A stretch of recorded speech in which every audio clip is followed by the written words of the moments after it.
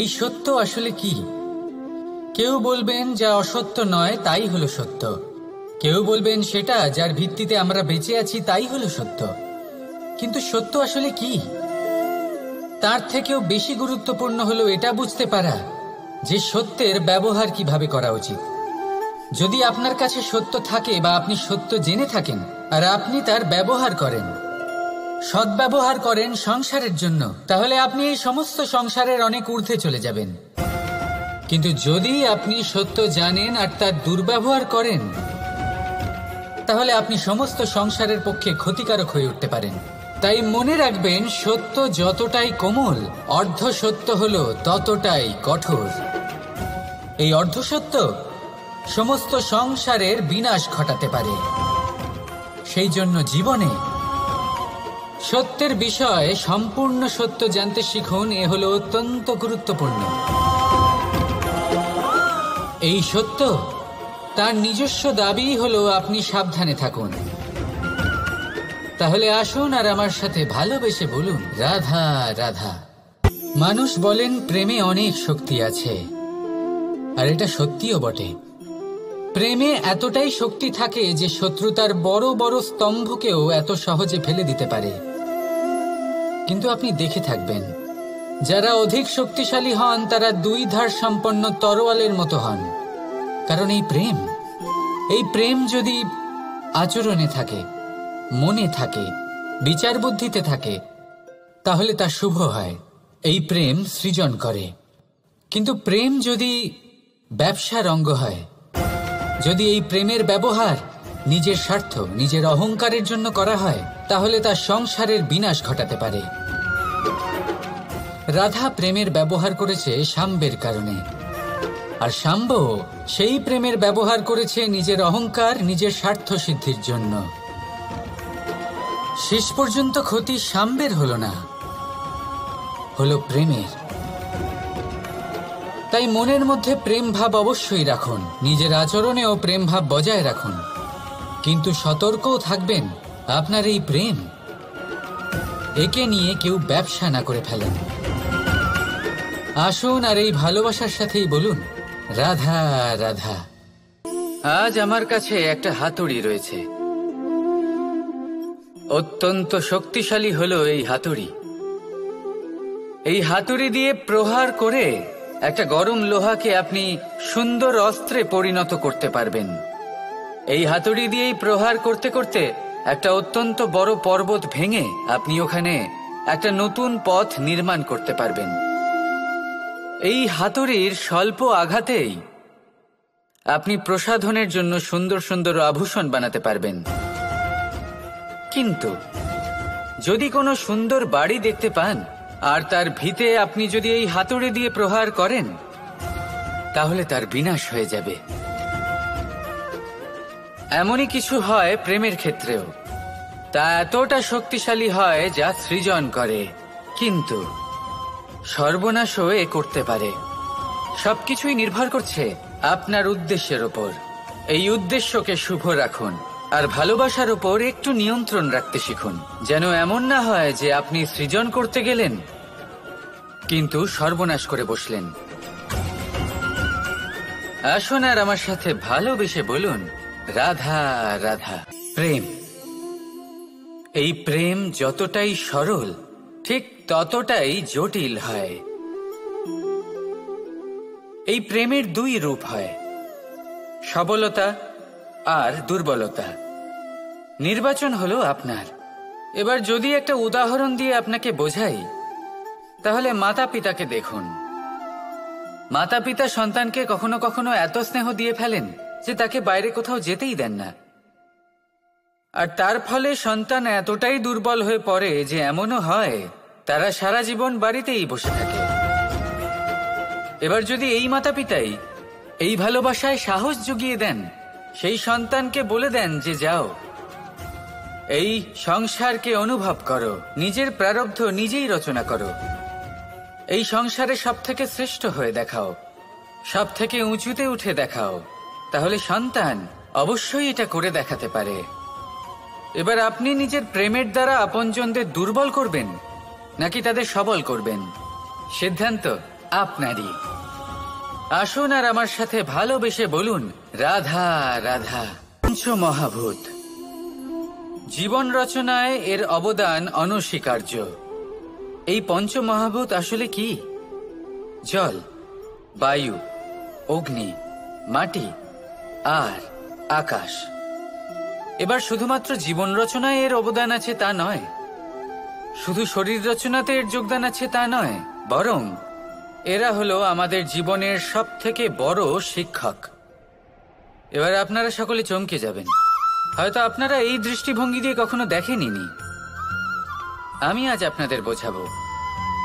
এদের মধ্যে সবথেকে বড় তত্ত্ব জল।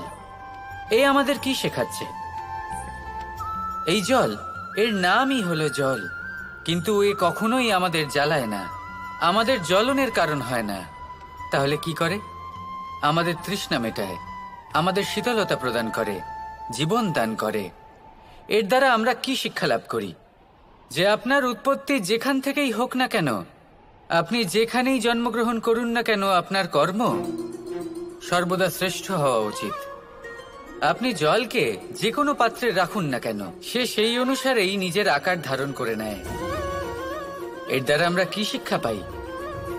এই শিক্ষাই পাই যে যে কোনো পরিস্থিতিতেই নিজেদের মানিয়ে নিতে হবে, নিজেকে সেরকম করে নিতে হবে। যে দেশেই থাকি না কেন, যে স্থানেই থাকি না কেন, যে পরিস্থিতিতেই থাকি না কেন, যে ব্যক্তির সাথেই থাকি না কেন, আমাদের সুখময় হয়ে জীবন অতিবাহিত করা উচিত। দেখুন, আমাদের কত বড় একটা শিক্ষা দিল এই জল, যা আমরা কোনোদিন দেখতেই পাইনি। নিজেকে জলের মতোই করে তুলুন। সুখের ধারায় স্বাচ্ছন্দ্যে প্রবাহমান হতে থাকবেন আপনি। নিজের আকারকে ভেঙে ফেলুন, নিজের সীমা লঙ্ঘন করুন। আপনি অবশ্যই একদিন মহানুভবতা অনুভব করবেন। তাহলে আসুন আর আমার সাথে ভালোবেসে বলুন, রাধা রাধা। জীবনের পঞ্চমহাভূতের দ্বিতীয় তত্ত্ব হল মাটি, ভূমি, ধরা, যে ধারণ করে, যা আমাদের সকলকে ধারণ করে, ভালো হোক বা মন্দ, নিজের কর্তব্য পালন করে। আর এটাই শিক্ষা আমাদের জন্য। আমাদেরকেও আমাদের সকল কর্তব্য পালন করতে হবে, তা সে আমাদের নিজেদের প্রতি হোক, আমাদের পরিবারের প্রতি হোক, সমাজের প্রতি হোক বা ঈশ্বরের প্রতি। এই শিক্ষা আমাদের মাটি দিয়ে থাকে। এ আমাদের পদতলে পিষ্ট হয়েও তার বদলে আমাদের বনস্পতি প্রদান করে। অগ্রসর হতে পদক্ষেপ নেওয়ার সময় আমরা পা দিয়েই ধরিত্রীকে পিছনে ঠেলি, কিন্তু এই মাটি আমাদের ঘৃণা করে না। সে আমাদের পরবর্তী পদক্ষেপের জন্য অপেক্ষা করে আর স্বাগত জানায়। আর হয়তো সেই জন্যই এই ধরাকে আমরা ধরিত্রী মাতা বলে থাকি। আর তাই এই পদবি, এই সম্মান, এই ভালোবাসা এর আকার বা এর ভারের জন্য একে প্রদান করা হয় না, প্রদান করা হয় এর স্বভাবের কারণে। আপনিও যদি ধরিত্রীর মতো হতে পারেন, যদি আপনিও নিজের সকল কর্তব্য পালন করেন, বিশ্বাসের সাথে তা স্বীকার করে নিতে পারেন, যদি অন্য কারোর সাফল্যেও আপনি প্রসন্ন হতে শিখতে পারেন, যদি আপনি একটু কষ্ট সহ্য করে অন্য কাউকে প্রসন্নতা প্রদান বা অন্য কাউকে সেবা করতে পারেন, তাহলে আপনিও মাটির মতোই মহান হয়ে উঠতে পারবেন। তাহলে আসুন আর আমার সাথে ভালোবেসে বলুন, রাধা রাধা। জীবনের পঞ্চমহাভূতের মধ্যে একটা তত্ত্ব হল আকাশ। আকাশ যা কিনা নিরাকার, যার কোনো আকার নেই। আকাশ যা হলো অনন্ত। আর আমাদের সবসময় মনে হয় যে এই আকাশ আমাদের সাথে জড়িয়ে রয়েছে। কেন? এবার এই আকাশ আমাদের জন্য কি না করে। আকাশ আমাদের ওড়বার স্বাধীনতা দেয়। আকাশ মেঘকে ধারণ করে যাতে আমাদের তৃষ্ণা মিটতে পারে। এই আকাশ সূর্য এবং চন্দ্রকে তার যথাস্থান দেয়, যাতে আমরা প্রকাশও পেতে পারি আবার অন্ধকারও, যাতে আমাদের জীবনে সামঞ্জস্য বজায় থাকে। আকাশের থেকে অনেক কিছুই শেখার রয়েছে। যদি আমরাও আকাশের মতো হতে পারি, আমাদের আপনজনদের সেই স্বাধীনতা দিতে পারি যাতে তারা উঠতে পারেন, যাতে তারা নিজেদের স্বপ্ন পূরণ করতে পারেন, যার ফলে তারা নিজেরাই এই জীবনকে অনুভব করতে পারেন, নিজের পায়ে দাঁড়াতে পারেন, তাহলে ভাবুন আমাদের অস্তিত্ব কতটা বড় হয়ে যাবে। যদি আপনি আকাশের মতো হতে পারেন, তাহলে আপনিও আকাশের মতোই অনন্ত হয়ে উঠবেন। তাহলে আসুন আর আমার সাথে ভালোবেসে বলুন, রাধা রাধা। পঞ্চমহাতত্ত্ব, পঞ্চমহাভূত, এদের বিষয়ে আমি আপনাদের সবকিছুই বলে দিয়েছি। কেন? এরা আমাদের জীবনের সব থেকে বড় শিক্ষক। আর এদের থেকে আমরা কি শিক্ষা পাই? নিশ্চিত রূপে এই পঞ্চমহাতত্ত্ব আমাদের দেহের নির্মাণ করে, কিন্তু একটা ষষ্ঠ মহাতত্ত্ব রয়েছে, এমন এক তত্ত্ব যার না কোনো ভার আছে, না কোনো পরিমাণ আছে, কিন্তু তা হলো অত্যন্ত গুরুত্বপূর্ণ, ভাবনা। কেউ একে আত্মা বলে, কেউ একে বিবেক বলে, কেউ একে প্রাণ বলে, আর কেউ বলে চেতনা। এবার এই চেতনা যখন পঞ্চমহাতত্ত্বের সাথে জুড়ে যায়, এক হয়ে যায়, তখন মানুষের জীবনের নির্মাণ হয়। এবার আপনার দেহের নির্মাণ জন্ম থেকেই পঞ্চমহাতত্ত্ব করে দেয়, কিন্তু এই ভাবনা, এই চেতনা, একে আপনি নিজেই এগিয়ে নিয়ে যেতে পারেন। একে দিশা দেখাতে হবে, এর বিকাশ আপনাকেই করতে হবে। কিভাবে? তা আপনার ওপর নির্ভর করছে। আপনি এর সদ্ব্যবহারও করতে পারেন, দুর্ব্যবহারও করতে পারেন। এমন এক দিশা দিতে পারেন, এমন সদ্ব্যবহার করতে পারেন যে আপনি নিজেই কোনোদিন ভগবত গীতার জ্ঞান দিলেন। এমন দুর্ব্যবহার করতে পারেন, এমন দিশাও দিতে পারেন যে আপনি হয়তো শকুনের মতোই মহাভারত রচনা করলেন। এই চয়ন আপনারই। শুধু এই চেতনার শুদ্ধতার দিকে বিশেষ নজর রাখতে হবে। যদি এই চেতনা শুদ্ধ হয়, তাহলে প্রেম থাকবে, আর যদি এই চেতনা অশুদ্ধ হয়, তাহলে বিদ্বেষ হবে। আর আমার মতে সুখ এবং শান্তি প্রেমের দ্বারাই লাভ হবে, বিদ্বেষ দ্বারা নয়। তাহলে আসুন আর আমার সাথে ভালোবেসে বলুন, রাধা রাধা। জীবনের পঞ্চমহাতত্ত্বের মধ্যে পঞ্চম তত্ত্ব অগ্নি। অগ্নি যা জ্বালাতে সাহায্য করে, কিন্তু তা উত্তাপও প্রদান করে। নিশ্চিত রূপে অগ্নি আমাদের জ্বালিয়ে দিতে পারে, কিন্তু আপনি কি কখনো এটা ভেবে দেখেছেন যে আগুন, তাকে নিজেকে কতটা জ্বলতে হয়, তাকে নিজেকে কতটা তাপ সহ্য করতে হয়?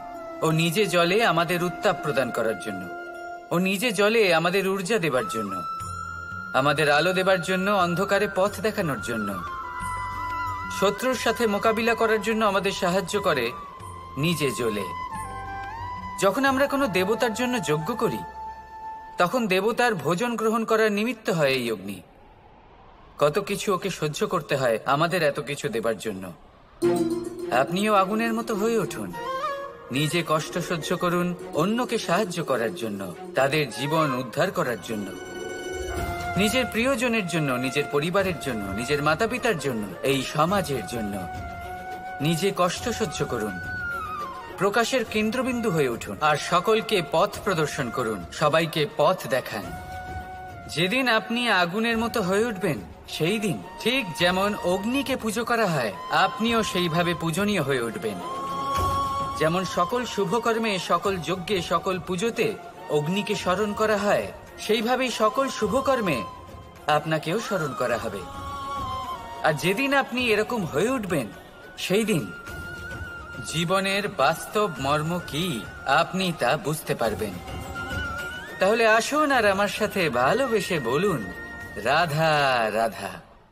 ঈশ্বর আমাদের হাত প্রদান করেছেন, হাত যা জড়ো করা হয় প্রণাম করার জন্য, ঊর্ধ্বগামী হয় প্রার্থনার জন্য। এই হাত যার দ্বারা আমরা খাবার খাই, ফসল উৎপাদন করি।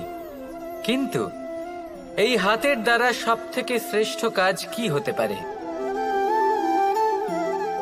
সেবা। আগে হ্যাঁ, সেই হাত যা সামনে এগিয়ে আসে সেবা করার জন্য, যে সেবা করে তাদের যারা দুঃখে থাকেন, নিরাশ হয়ে থাকেন, যারা সেবা করেন তাদের যারা কিনা দরিদ্র, সেই হাত হলো সব থেকে অধিক মহান। ঈশ্বরকে দীনবন্ধু বলা হয়ে থাকে, কারণ যারা দুঃখী হন, নিরাশ হন, দরিদ্র হন, ঈশ্বর তাদের সাহায্য করেন, তাদের সহায়ক হন, তাদের মধ্যে ঈশ্বর বাস করেন। তাই আপনারা যদি এটাই করেন, যারা দুঃখে আছেন, নিরাশ হয়ে আছেন, যাদের সাহায্যের প্রয়োজন রয়েছে, যদি আপনি তাদের সাহায্য করেন তাহলে আপনি এমন এক চৈতন্য লাভ করবেন যে আপনি তৃপ্ত হয়ে উঠবেন। তাহলে সবার সেবা করুন আর আমার সাথে ভালোবেসে বলুন, রাধা রাধা। এই সংসার অত্যন্ত বিচিত্র এক স্থান। এ সত্য খুঁজতে থাকে, আর সত্য খুঁজে পেলেই তা প্রমাণ করতে চায়। সে চায় তার প্রমাণ পেতে, সাক্ষী পেতে চায়। সেক্ষেত্রে আমাকে বলুন যে সত্য কি করতে পারে? সেই ব্যক্তি যে সত্যকে ধরে আছে সে কি করবে? কিছুই নয়, কিছু করার প্রয়োজনই নেই, শুধু তাতে টিকে থাকতে হবে। সেই হিমালয়ের মতো যা আজ পর্যন্ত টিকে রয়েছে। যদি আপনি সত্যবাদী হন তাহলে আপনার কিচ্ছু প্রমাণ করার কোনো প্রয়োজন নেই। যদি প্রয়োজন থাকে তাহলে সত্যের সাথে টিকে থাকার। এই সময় নিজে সাক্ষী হবে, নিজে প্রমাণ দেবে। এই নিয়তি স্বয়ং প্রমাণিত করবে যে আপনি সত্যবাদী ছিলেন, আপনি সত্যের পথে ছিলেন। তাহলে আসুন আর আমার সাথে ভালোবেসে বলুন, রাধা রাধা। কথায় আছে যে জীবনের আধার হলো সম্পর্ক, প্রসন্নতারও এবং ঈশ্বরের সাথে দেখা পাওয়ারও। এবার এই সম্পর্কের আধার আসলে কি? সেবা? না। বোঝাপড়া? না। অপেক্ষা? না। এই সম্পর্কের আধার হলো বিশ্বাস। যদি বিশ্বাস ভেঙে যায় তাহলে জেনে রাখবেন যে সম্পর্করূপী এই ভবন এর ভিতই ভেঙে গেল। আর যদি ভিত ভেঙে যায় তাহলে সেখানে অন্য কোনো ভবন নির্মাণ সম্ভব নয়, সম্ভবই নয়। এই সমস্ত সম্পর্কের বিশ্ব বিশ্বাসে বসবাস করে। এই বিশ্বাস হলো অত্যন্ত গুরুত্বপূর্ণ। এই বিশ্বাসের জোরেই আমি আর রাধা কোনো সাংসারিক বন্ধনে আবদ্ধ না হয়েও এক অত্যন্ত দৈব অলৌকিক বন্ধনে আবদ্ধ। এ হলো বিশ্বাস যার দ্বারা 11 অক্ষৌহিনী সেনার সামনে অর্জুন দাঁড়িয়েছিল এবং জয়ী হয়েছিল। এই বিশ্বাস হলো অত্যন্ত গুরুত্বপূর্ণ, তাই বিশ্বাস করতে শিখুন, বিশ্বাস দিতে শিখুন, বিশ্বাস পালন করতে শিখুন। আর আমার সাথে ভালোবেসে বলুন, রাধা রাধা। আপনি কি জানেন আপনার জীবনে আপনার আসল জীবনসাথী কে হন? মাতা পিতা, ভাই বোন, স্বামী স্ত্রী? না, আপনার আসল জীবনসাথী হলো আপনার শরীর। সেই শরীর যার দিকে আপনি কখনো নজরই দেন না, ঠিক কি না? এবার যে মানুষ এই রহস্য বুঝতে পারেন তার জীবন এমনি শুভ হয়ে যায়। আপনি নিজেই দেখুন না, সে সংসারের মঙ্গলই করা হোক বা সত্যের রক্ষা করা হোক, তা সে শত্রুর সাথে যুদ্ধ করা হোক বা মিত্রকে রক্ষা করা হোক, এই শরীরই তো কাজে আসে। তপস্যাতে, বলিদানে, পরিশ্রমে এই শরীরই হলো আধার, ঠিক কিনা? তাই আমাদের কর্তব্য হলো যে আমরা যেন নিজের শরীরের যত্ন নিই। আমরা কি খাই, আমাদের কি খাওয়া উচিত, এটা যেন বুঝি। কোনটা সুপাচ্য আর কোনটা নয় এটা যেন বুঝি।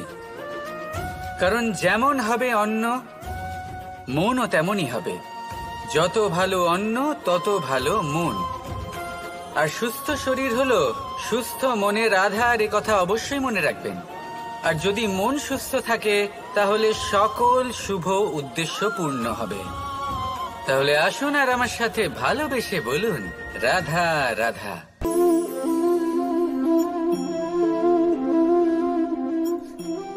মুক্ত, এই মুক্তই সবাইকে মোহিত করে দেয়, নিজের দিকে আকর্ষিত করে। অত্যন্ত সুন্দর, গোল, শুভ্র। মুক্ত দ্বারা নির্মিত আভূষণ, তা হয়তো সে মুকুটই হোক বা কোনো স্ত্রীর অলংকার, তাকে আরো সুন্দর করে তোলে, তাকে আরো সুন্দর দেখতে লাগে। এবার এই মুক্তকে এত সুন্দর দেখার জন্য কত কষ্ট সহ্য করতে হয় তা কি কখনো আপনি ভেবেছেন? এই মুক্ত ঝিনুক থেকে বের করা হয়। ঝিনুক যা কিনা সমুদ্রের তলদেশে থাকে।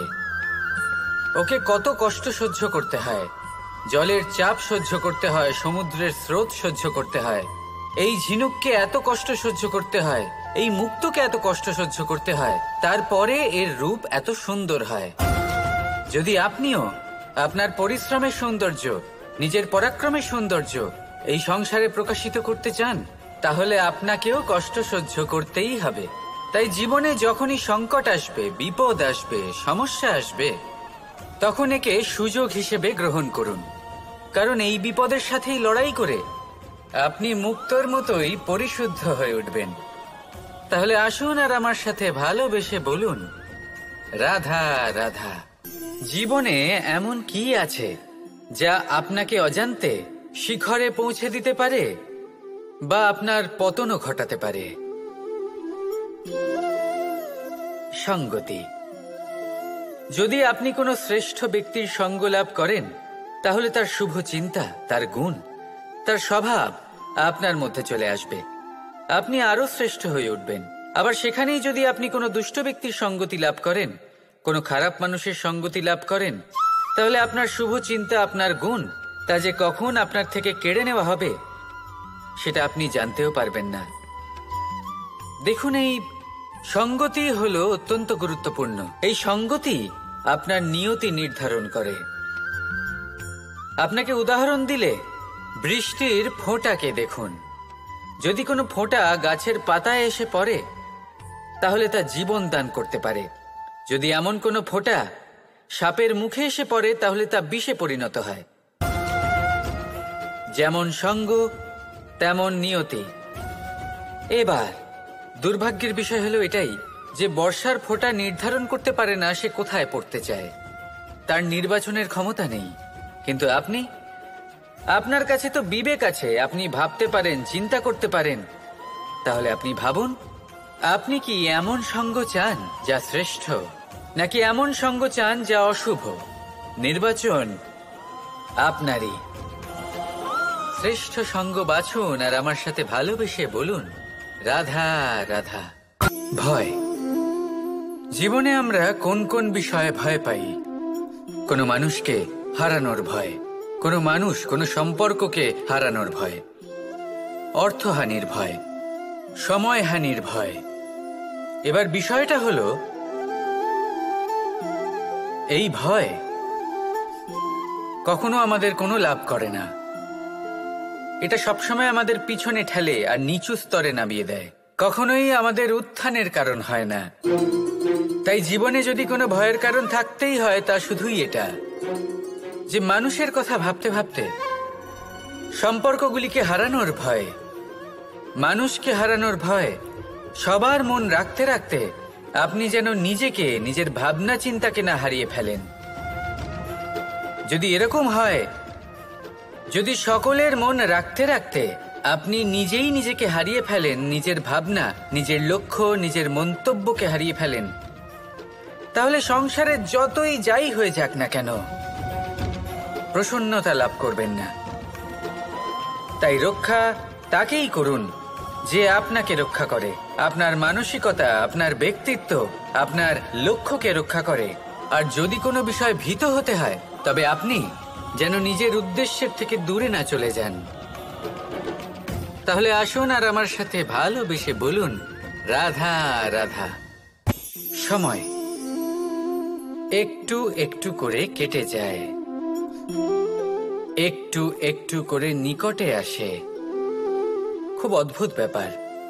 এই সময় প্রতিকূল হলেও একটু একটু করে কেটে যায়।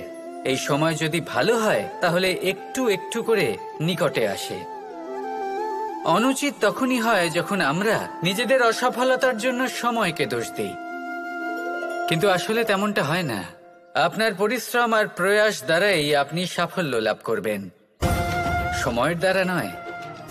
যদি এই সাফল্য একটা সুন্দর ভবন হয়, তাহলে সময় হলো তার দেওয়ালের রং, যা সময়ের সাথে বদলাবে, সময়ের সাথে ফিকেও হয়ে যাবে।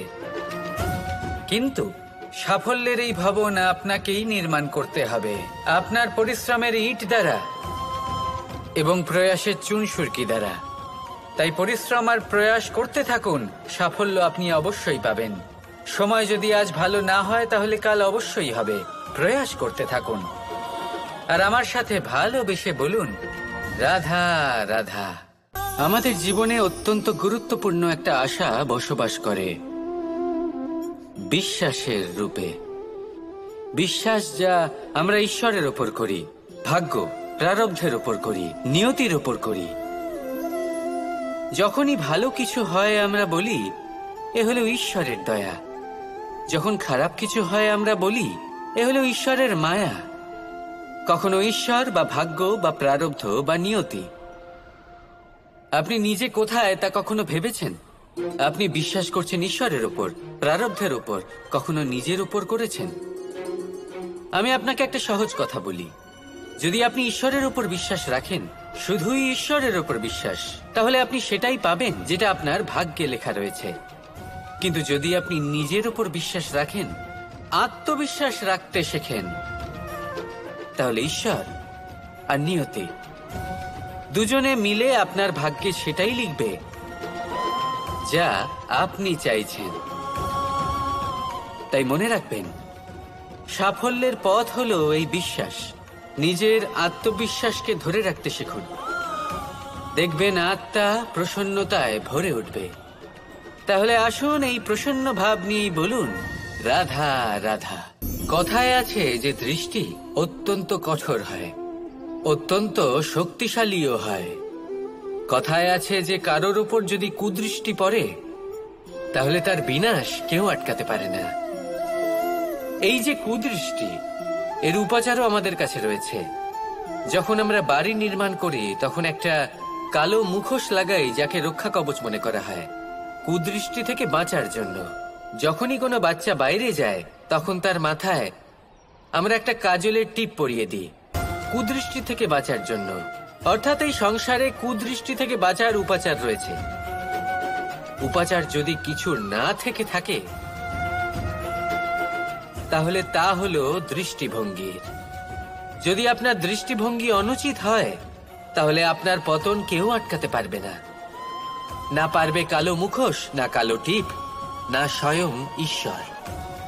সেই জন্য নিজের দৃষ্টিভঙ্গি শুভ করে তুলুন, সবকিছু শুভই হবে। আসুন আমার সাথে ভালোবেসে বলুন, রাধা রাধা। আমাদের মনে যখন কোনো প্রশ্ন ওঠে, কোনো দ্বন্দ্ব জাগে, তখন আমরা যাই আমাদের গুরুর কাছে, আমাদের আরাধ্যের কাছে গিয়ে জিজ্ঞেস করি।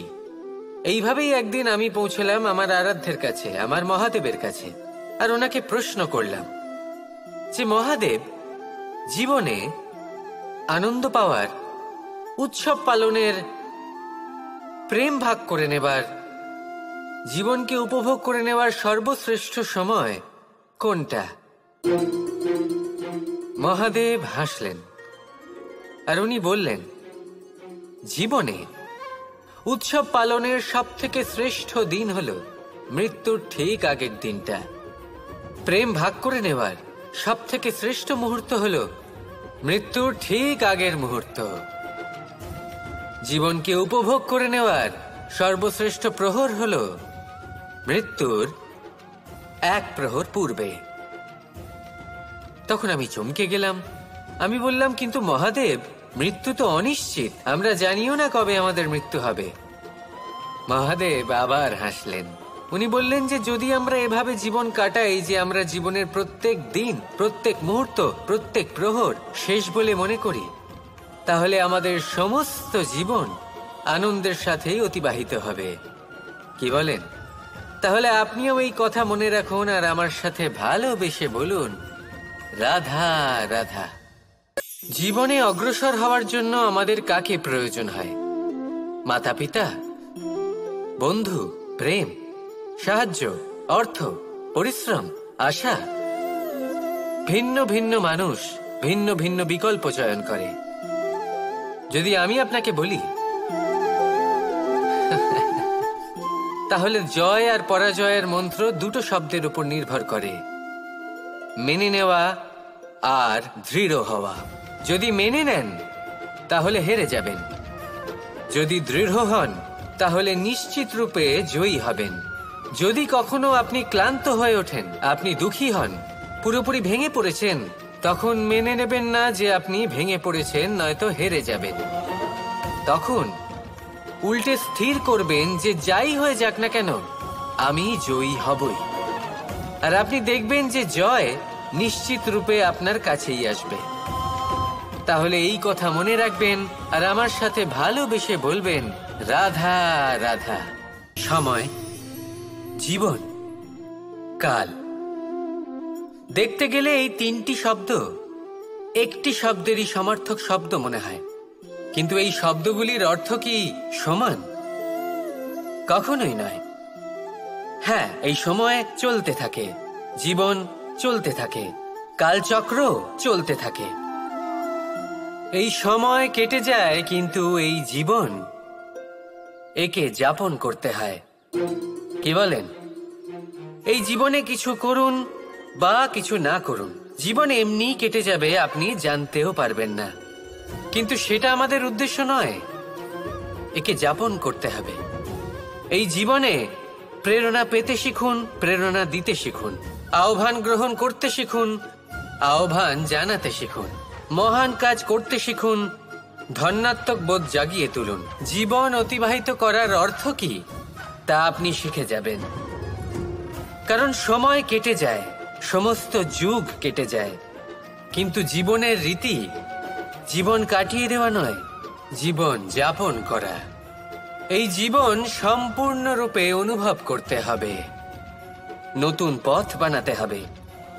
এবারে যদি এই জীবন বাঁচার সময় একবার ভেবে দেখুন, যদি মনে প্রেম থাকে, সদ্ভাবনা থাকে, তাহলে কি হবে?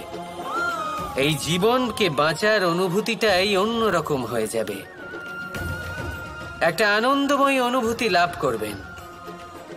তাহলে এটাই করুন আর আমার সাথে ভালোবেসে বলুন, রাধা রাধা। আপনি কি কখনো কোনো জলের ধারা দেখেছেন? তার সামনে যতই মাটি থাকুক না কেন, যতই কাদা থাকুক না কেন, যখন এই জলের ধারা বইতে আরম্ভ করে দেয়, তখন এই কাদাকে নিজেই ধুয়ে নিয়ে যায়। ওই কাদাকে ধুয়ে দেয় এবং নিজের পথ নিজেই তৈরি করে নেয়। তাহলে আপনিও এরকম জলের মতো হয়ে উঠুন। যদি হয়ে উঠতে পারেন, তাহলে নিজের মনের, নিজের ভাবনার, নিজের জীবনের যত অনাবশ্যক তত্ত্ব আছে, অনুপযোগী অংশ রয়েছে, অর্থাৎ অপরিষ্কার অংশ রয়েছে, তা নিজে থেকেই নির্মল হয়ে উঠবে। আর যেরকম জলের ধারা কখনো থেমে থাকে না, সব সময় বয়ে চলে, সেইভাবে আপনিও কখনোই থামবেন না। সবসময় বয়ে চলুন, এগোতে থাকুন। পথে যদি অনেক বিপদ আসে, সমস্যা আসে, থামবেন না, তার উপর নিরন্তর প্রহার করুন, নিরন্তর প্রয়াস করুন আর অগ্রসর হন।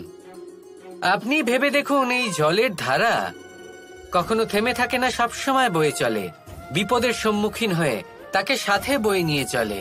সেই জন্য জলের ধারা, প্রবাহমান এই ধারা, এর থেকে কখনো দুর্গন্ধ আসে না, এতে কখনো ময়লা জমতে পারে না, বরং পালিত হয় সুন্দর প্রাণবন্ত জীবজন্তু, যেমন সুন্দর ছোট মাছ। তাই আপনিও এটাই করুন, কখনো থামবেন না, শুধু চলতে থাকুন, জলের ধারার মতো বইতে থাকুন। আপনি আপনার লক্ষ্য অবশ্যই খুঁজে পাবেন, আর তার সাথে নিজের অন্তরের যে মালিন্য রয়েছে তা আপনি নিজেই নিজের থেকে দূরে করে দেবেন। তাহলে আসুন আর আমার সাথে ভালোবেসে বলুন, রাধা রাধা। এবার অনেক সময় মানুষের মনে এরকম প্রশ্ন আসে যে এই সংসারে সব থেকে বড় বিপদ কি? কেউ বলে ধর্ম সংকট, আবার কেউ বলে প্রাণের উপর আসা সংকট। প্রত্যেক মানুষের জীবনে বিভিন্ন সংকট আসে, আর এই সমস্ত সংকট অত্যন্ত বিচিত্র হতে পারে। এই সমস্ত সংসার হলো সংকট দ্বারা পরিপূর্ণ। ঠিক আছে, আপনাকে একটা উদাহরণ দিই। একজন ধনী ব্যক্তি, এবার ওনার জীবনে সংকট কি হতে পারে? সংকট এটাই যে কেউ তার সম্পত্তি চুরি না করে নেয়, আমরা বুঝতে পারছি। এবার একজন চোর, তার জীবনে সংকট কি হতে পারে? যে চুরি করার সময় সে যদি তার একটা কাশি চাপতে না পারে, তাহলে সে ধরা পড়ে যেতে পারে। ঠিক কিনা? আবার অনেক সময় এমনও হয় যে যার জন্য আমি সংকট, সেও আমার কাছে সংকট। যেমন এই পরিস্থিতিতে দেখুন, সংকট হলো সংকট, এ তো জীবনে থাকবে, কিন্তু এর সম্মুখীন কিভাবে হওয়া যায়? খুব সরল। সব এটার ওপর নির্ভর করে, মনের ওপর। এই মনকে নিয়ন্ত্রণ করলে সব ঠিক থাকবে। এবার যদি ধনী ব্যক্তি মনকে নিয়ন্ত্রণ করে ফেলেন, নিজের অর্থের ব্যবহার শুভ কাজের জন্য, সমাজের সেবার জন্য বিকাশ করতে করেন, ওই অর্থকে একত্রিত করে না রাখেন, তাহলে চুরির সমস্যা, এই সংকট সেখানেই কেটে যাবে। এবার যদি কথা বলি সেই চোরের, তাহলে চোর যদি নিজের মনকে সংযত করে নেয়, যদি নিজের কর্মকে নিয়ন্ত্রণ করতে পারে, তাহলে এমন কোনো স্বর নেই, এমন কোনো স্বর নেই যা ওকে ধরা পড়তে বাধ্য করবে। সেই জন্য জীবনে সংকট যতই আসুক, যত বড়ই সংকট আসুক না কেন, কবচ হলো একটাই, আর এই কবচের নাম হলো আত্মনিয়ন্ত্রণ। নিজের মনকে নিয়ন্ত্রণে রাখতে শিখুন। এটা নিজের জীবনে প্রয়োগ করে তো দেখুন। যদি আপনি করতে পারেন, তবে আপনি দেখবেন যে সংকট তো জীবনে আসা যাওয়া করে, কিন্তু সেই সংকটগুলির সম্মুখীন আপনি এইভাবে করতে পারবেন। তাহলে সেটাই করুন, আর আমার সাথে ভালোবেসে বলুন, রাধা রাধা। এই দড়িটা দেখুন, ছোট ছোট রেশম দ্বারা তৈরি, এটা সরু সুতো দ্বারা তৈরি হয়েছে এটা, আর এ অত্যন্ত কোমলও বটে। আর আপনি চাইলে এটা সোজাও করে দিতে পারেন, আর চাইলে এটা বেঁকিয়েও দিতে পারেন, আর যদি চান তাহলে এটা গোল গোল করে বেঁধে কোথাও রেখেও দিতে পারেন। এবার এই কোমল দড়ি যদি কোনো নিষ্ঠুর কঠিন পাথরে বারংবার জড়িয়ে দেওয়া হয়, তাহলেও তাকেও কাটতে পারে, নিজের ছাপ ছেড়ে যেতে পারে, সেটার আকারও বদলে ফেলতে পারে। এবার এর কারণ কি? এর কারণ হলো অভ্যাস আর নিরন্তর প্রচেষ্টা। যদি আপনিও চেষ্টা করেন আর নিরন্তর কর্ম করে যান, তাহলে আপনার প্রারব্ধ পাথরের মতো কঠিনই হোক না কেন, তাতে ভাঙন ধরিয়েও আপনি নিজের লক্ষ্যে অবশ্যই পৌঁছতে পারবেন। একটা গুরুত্বপূর্ণ কথা মনে রাখবেন, সুকর্মের অভ্যাস আর নিরন্তর প্রয়াস, এই হলো সাফল্যের মন্ত্র। তাহলে জীবনে এই মন্ত্র আনুন, আর আমার সাথে ভালোবেসে বলুন, রাধা রাধা। বসন্ত ঋতু, এই সময় মন আনন্দে ভরে থাকে। এমন মনে হয় যেন আমরা আকাশে বিচরণ করতে চলে যাই, কিন্তু সেটা তো সম্ভব নয়। সেই জন্য হয়তো আমরা ঘুড়ি ওড়াই, এই ঘুড়িকে নিজেদের প্রতিরূপ মনে করে। এবার অনেক মানুষ আছেন যারা ঘুড়ি ওড়ান, কিন্তু এই কর্মের সারমর্ম কি সেটা কজন বুঝতে পারেন? আপনি এটা মনে করুন যে আপনি হলেন সেই ঘুড়ি, আর এই সুতো যিনি ধরে রয়েছেন তিনি হলেন পরমাত্মা। আর এই সুতো যেখান থেকে শুরু হয়, সেই লাটাই হলো আমাদের কর্মচক্র। এবার আপনি নিজেই অনুমান করুন যে এই উড়ান কার ওপর নির্ভরশীল? পরমাত্মার ওপর আর আপনার কর্মের ওপর। যদি পরমাত্মা আপনার হাত ধরে থাকেন, আপনার সাথে থাকেন, যদি আপনি শুভ কর্ম করতে থাকেন, আপনি এই আকাশে উড়তে থাকবেন। কিন্তু কোথাও কোথাও যদি পরমাত্মার সাথে এই বন্ধন ছিন্ন হয়, আপনার কর্মচক্র খারাপ হয়ে যায় বা থেমে যায়, তাহলে আপনার এই ঘুড়ি কেটে যাবে আর দূরে কোনো গাছের ডালে গিয়ে আটকে যাবে। তাই শুধুমাত্র ঘুড়ি ওড়াবেন না, তার থেকে শিখুন, পরমাত্মার সাহচর্যে থাকুন, সবসময় শুভ কর্ম করতে থাকুন, আর সবসময় এই আকাশে উড়তে থাকুন। আসুন আর আমার সাথে ভালোবেসে বলুন, রাধা রাধা। কখনো এটা ভেবে দেখেছেন কোনো বিশেষ স্থানে বা বিশেষ পরিস্থিতিতে সবথেকে বেশি গুরুত্বপূর্ণ কি হতে পারে? যদি শরীরের কথা বলি, তাহলে সবথেকে বেশি গুরুত্বপূর্ণ হলো মস্তিষ্ক আর মন। যদি ব্যবসার কথা বলি, তাহলে সবথেকে গুরুত্বপূর্ণ হলো ধন। রাজ্যের বিষয়ে কথা বললে সব থেকে গুরুত্বপূর্ণ হলো রাজা। আর সমাজের কথা যদি বলি তাহলে সব থেকে গুরুত্বপূর্ণ হলো আমাদের গুরু। এবার এই সব গুরুত্বপূর্ণ কারণ এদের হাতেই সব থাকে। দেখুন, হয় এরা আমাদের উত্থানের পথে নিয়ে যেতে পারে অথবা আমাদের পতনের দিকে নিয়ে যেতে পারে। এবার যদি কোনো অসামান্য রাজা হন যিনি কিনা সত্যবাদী, যিনি একজন ভালো রাজা, তাহলে তিনি সেই দেশকে, সেই রাজ্যকে বিকাশের পথে নিয়ে যাবেন, আর নয়তো অন্ধকারের পথে নিয়ে যাবেন। যদি এবার গুরুর কথা বলা হয় তাহলে জেনে রাখুন, গুরু যদি শ্রেষ্ঠ হন তাহলে সংস্কৃতির সর্বশ্রেষ্ঠ স্তরে উনি এই সমাজকে নিয়ে যাবেন। যদি গুরু পাখণ্ডী হন, লোভী হন, লালসাগ্রস্ত হন, তাহলে এই সমাজেও এই পাখণ্ডতা, এই লোভ, এই লালসাই প্রকাশিত হবে। ঠিক এইভাবেই জীবনে, মানুষের জীবনে প্রেমেরও এক গুরুত্বপূর্ণ স্থান রয়েছে। যদি মানুষের মনে প্রেম থাকে তাহলে ধরে নিন সে জীবিত রয়েছে, আর যদি না থাকে তাহলে সে মৃতই প্রায়। যদি রাধা কৃষ্ণের বিষয়ে কথা বলি, বলবো কৃষ্ণের জীবনে যদি রাধা থাকে তাহলেই কৃষ্ণ হলো কৃষ্ণ, আর যদি রাধা না থাকে তাহলে কৃষ্ণ হলো যে কোনো পশুরই সমান। আসলে পশু থেকে মানুষ হওয়ার এই যে যাত্রা, এর আধার হলো প্রেম। এই প্রেমকে মনে জাগ্রত করে রাখুন, আর আমার সাথে ভালোবেসে বলুন রাধা রাধা। আমরা সবাই নিজেকে স্বচ্ছ রাখতে চাই, শুদ্ধ রাখতে চাই, পবিত্র রাখতে চাই, আর দেখতে গেলে এটা হলো আমাদের কর্তব্যও বটে। এবার এটার জন্য আমরা কি না করি। যখনই আমরা সকালে উঠি তখন উঠেই আমরা দাঁত মাজি। দিনে যখনই আমরা সময় পাই কিছু সুগন্ধি খাদ্য খাবার চেষ্টা করি, যাতে আমাদের মুখ থেকে দুর্গন্ধ না আসে, বরং সুগন্ধ আসে।